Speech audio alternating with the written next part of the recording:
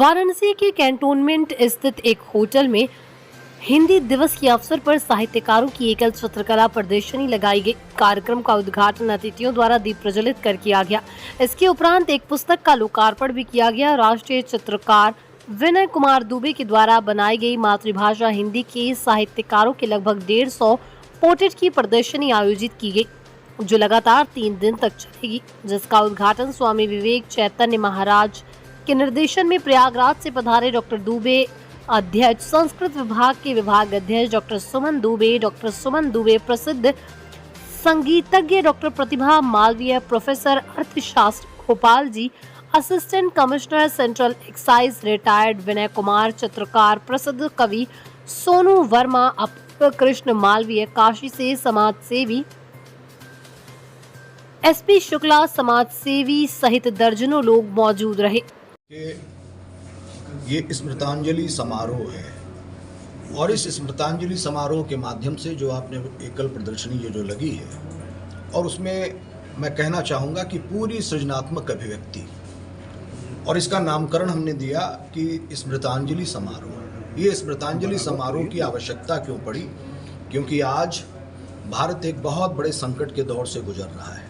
सबसे बड़ा संकट ये है कि जो हमारी सनातन परंपरा, हमारी जो एक शाश्वत गौरवशाली परंपरा है, जिसको जो भारत तत्व से एकात्म है, जिस भारत के नाम से हम अपनी ऋषि परंपरा को जीते हैं, अपने उपनिषदों को जीते हैं, उस गौरवशाली परंपरा के समानांतर एकाधिकारी, वर्चस्ववादी, आसुरी वृत्ति के लोग, चूँकि वो जानते हैं कि भारत के साथ जुड़े रह करके, भारत की गौरवशाली परंपरा के साथ जुड़े रह करके उनका एकाधिकार, उनका वर्चस्व, उनकी पाश्विक वृत्ति सफल नहीं है, हो ही नहीं सकती।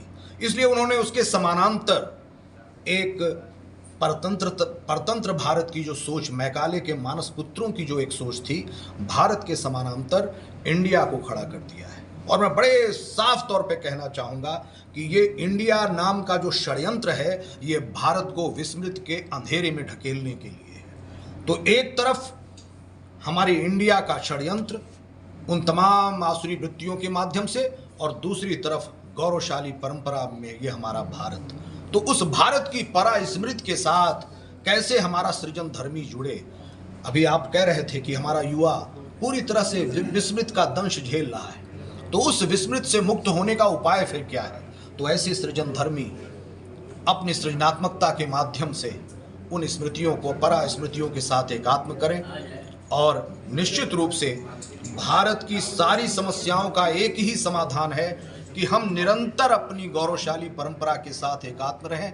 जब जब हम विस्मृति के दंश को झेले हैं, विस्मृतियों के अंधेरे में गए हैं, इस देश की, इस समाज की हमेशा दुर्गति है। स्वामी जी, एक सवाल है कहना चाहूँगा, जो इस समय देश का सक्षम नेतृत्व है, चाहे वो प्रधानमंत्री मोदी जी के रूप में हो, चाहे वो हमारे मुख्यमंत्री आदित्यनाथ जी हो, सारे के सारे लोगों के माध्यम से आज हिंदी सम्मानित हुई है।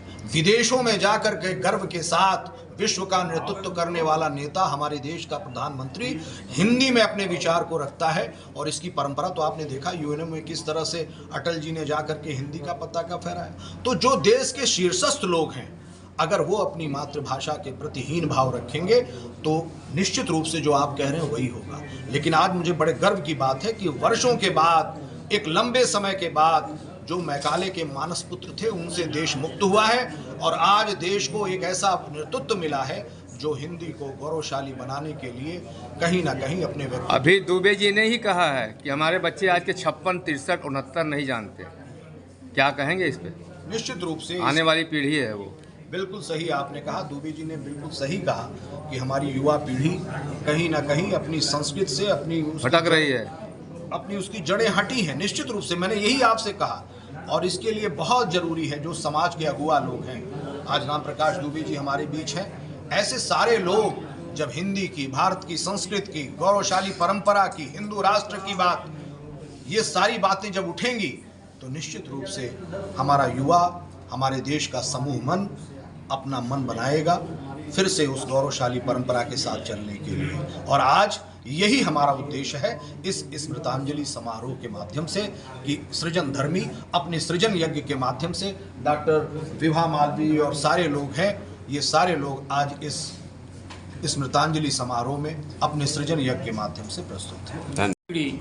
जो जिसके सामने संकट है अपनी संस्कृति का, वो उनकी तरफ भाग रहे हैं, वो हमारी तरफ भाग रहे हैं। हम कैसे उनको अपने घर में रोकें? खान पान से लेके, रहन सहन से लेके, भाषा के स्तर पे बच्चे से आप कहिए 56, तो कहता है पापा 56 क्या होता है? 56, तब वो समझता है। तो हिंदी समझ नहीं रहे हैं, तो हिंदी के साहित्यकारों को क्या समझेंगे वो? जब उनको नहीं समझेंगे तो अंग्रेजी की तरफ भागेंगे। अब अंग्रेजी से हमारे देश का भला नहीं होना है। ठीक।